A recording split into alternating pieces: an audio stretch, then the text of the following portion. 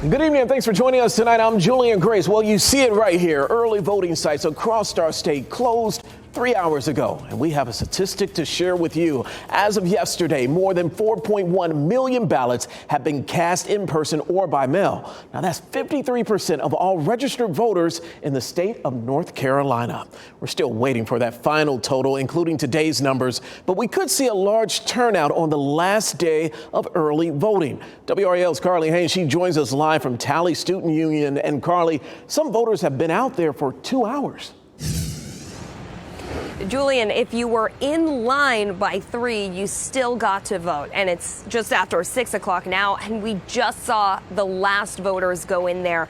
And to give you some perspective of how long these lines were, that's the entrance to the precinct. And we saw this line snake all the way around this building over to those umbrellas all the way back there.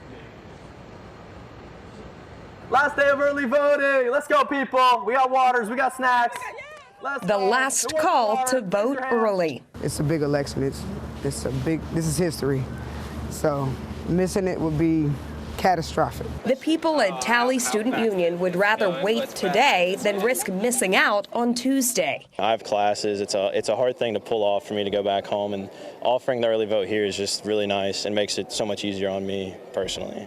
In the final minutes of early voting, 5 of the 22 Wake County sites had lines longer than 2 hours. Voters say it's a sign their voice matters. Being in a purple state is a very different experience. It definitely feels like it carries a lot more weight. North Carolina remains a toss-up.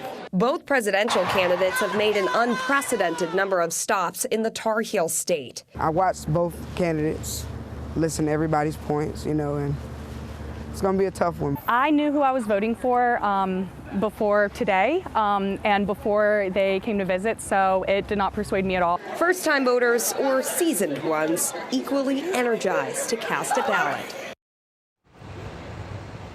And we are still seeing candidates visiting North Carolina this late in the campaign cycle, which is pretty unusual. It shows just how much this race is so neck and neck. Carly Haynes, WRAL News, live in Raleigh.